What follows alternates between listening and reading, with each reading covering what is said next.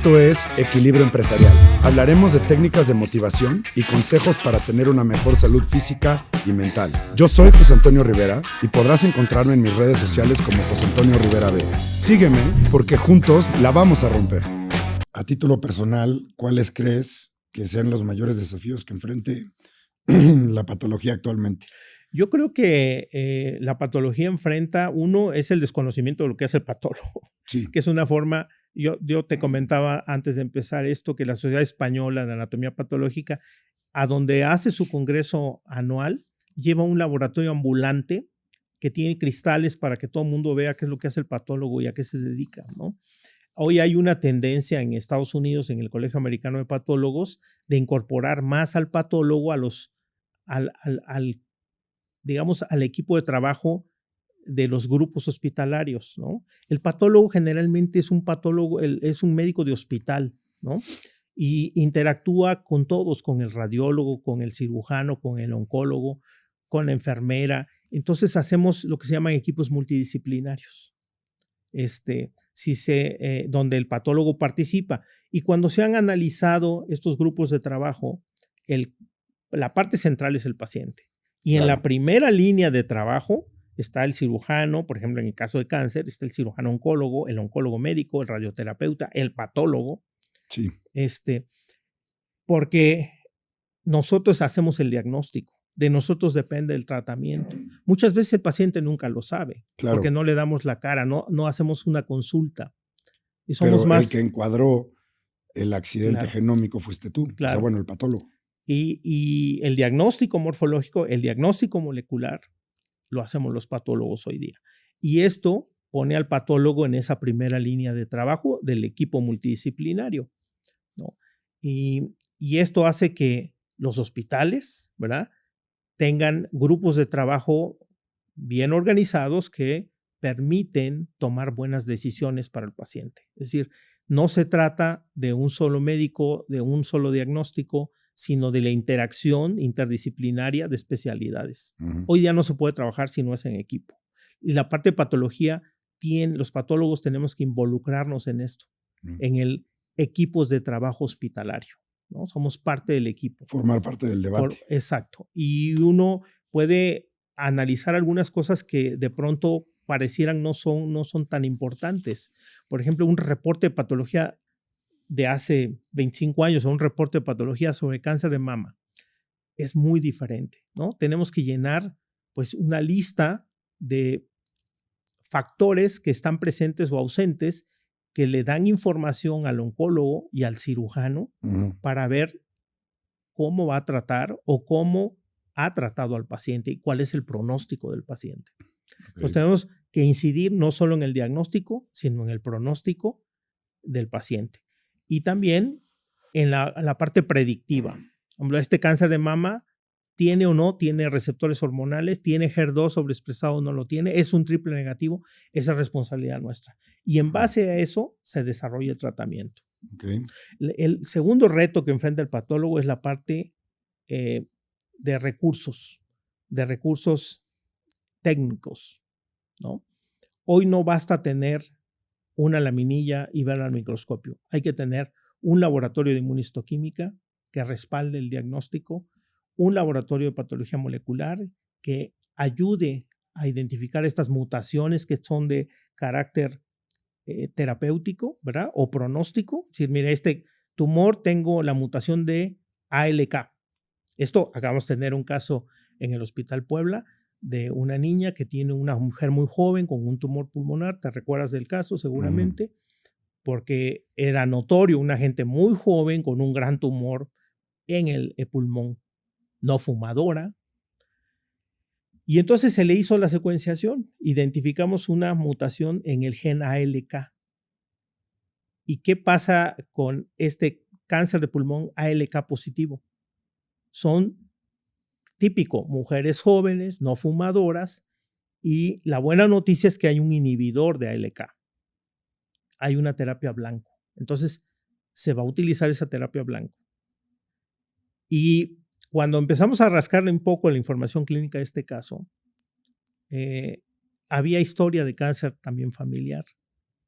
Entonces, le estamos estudiando, todavía no tenemos todo el resultado del cáncer hereditario, sí del cáncer, de la parte somática del tumor, ya identificamos la mutación, pero tenemos que ir a preguntar al genoma de sus células germinales, de las que están en la mucosa oral, si hay un componente familiar en esta muchacha, ¿no? En esta paciente. Entonces, todo esto le da una oportunidad, pues una mujer muy joven, de tener una terapia altamente específica, y es sorprendente cómo un tumor de tamaño grande con una pastilla al día puede reducir de tamaño. Es algo que hasta parecería mágico, ¿no? Costó 2 semanas de tratamiento con un inhibidor de ALK que reduce, si tiene metástasis, desaparece. Y hemos tenido casos así de mujeres que tienen cáncer de pulmón metastásico a huesos, que con una pastilla en 2 semanas desaparecen todas las lesiones óseas. Oye, y creo que también depende mucho de cuántas generaciones de estos medicamentos existan, ¿no?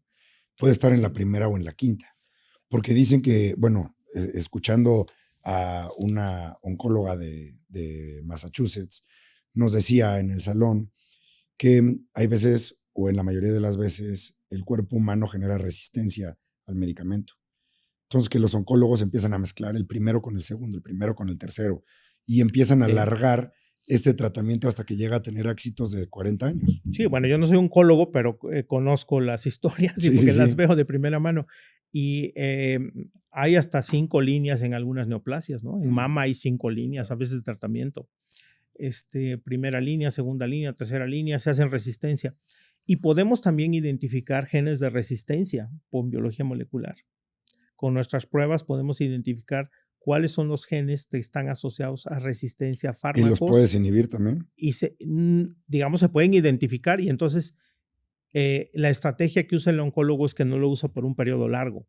Ya. Lo usa un periodo corto y luego hace lo que tú señalaste, cambia, y así va evitando que se desarrollen clonas resistentes.